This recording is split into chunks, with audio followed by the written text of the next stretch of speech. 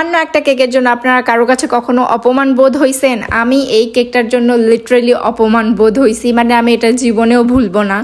এই কেকটার জন্য আমি এতটা অপমান বোধ হইছি। আর আসলে আপনারা মনে করতে পারেন যে কাস্টমারের সাথে হয়তো কোনো আর্গুমেন্ট হয়েছে, কাস্টমারের সাথে কোনো প্রবলেম হয়েছে। কাস্টমার আপুর সাথে কোনো কিছুই হয়নি। কাস্টমার আপু অনেক বেশি সুইট ছিল।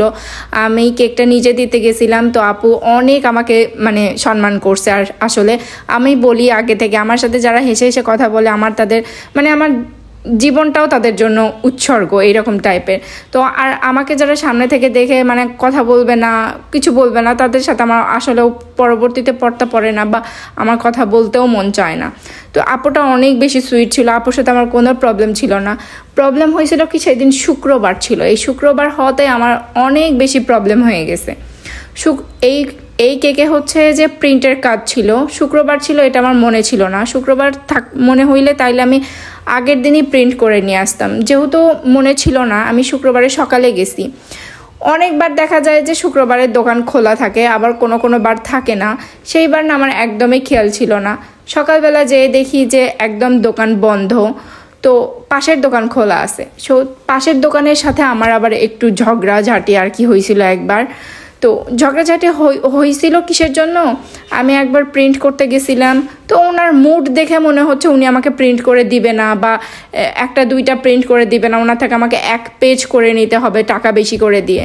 তো আমার যেটা লাগবে না আমি সেটা কেন নিব? তো আমি ওখান থেকে নেইনি। ওনার মানে কথাবার্তার সাইজ এমন ছিল যে উনি আমাকে দিবে না, টাকা বেশি করে নেবে।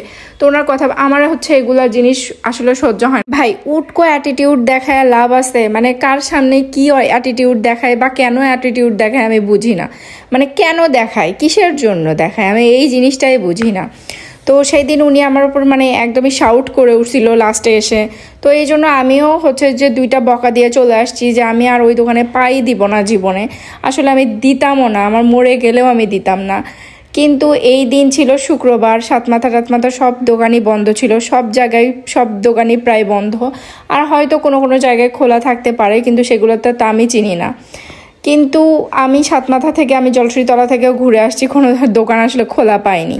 যখন আমি দেখি যে ওনার দোকান খোলা, আমি কিছু আগে পিছে কিছু না ভেবে আমি ওই দোকানে চলে যাই, কারণ আমার প্রিন্টটা এনি হাউ লাগবে, 2টার মধ্যে লাগবে। আর তখন অলরেডি 12টা বাজে, আমি যদি তখন না নিয়ে আসি ওই দোকানটাও অফ হয়ে যাবে, মানে আমার লাস্ট চান্সটাও শেষ।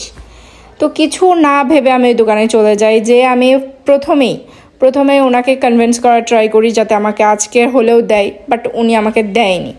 আচ্ছা, না দিলে ওই যে বলে না আল্লাহ কোনো না কোনো দিক থেকে একটা না একটা কিছু খুলেই রাখে। দেন আমি আবার সাতমাথা যাওয়ার ট্রাই করি। সাতমাথা যাওয়ার পথেই একটা দোকান দেখি যে মাত্র ওপেন করতেছে, মানে 12টার সময় ওপেন করতেছে, মানুষ 12টার সময় বন্ধ করে, উনি ওপেন করতেছে। মানে আমি জানি না ওটা আমার জন্যই ওপেন করছে, মনে হয় আমার এখন মনে হয় ওটা আমার জন্যই ওপেন করছিল সেই দিন হয়তো।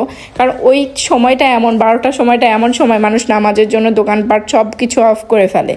আর সেই দিন ওই দোকানটা খুলতেছিল। আমি কোনো মতে মানে আঙ্কেল বুঝতেছিল না যে কেমনে কি করতে হবে, কেমনে সাইজ করতে হবে।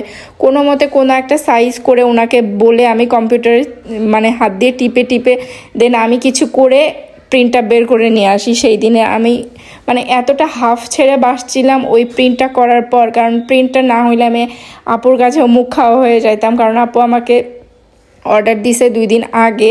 আমি ভাবছিলাম যে করে নিয়ে আসবো বৃহস্পতিবার রাতে, বাট বৃহস্পতিবার রাতে মনে ছিল না যে কালকে শুক্রবার, যার জন্য আমার এই অঘটনটা হয়ে যায় আর কি।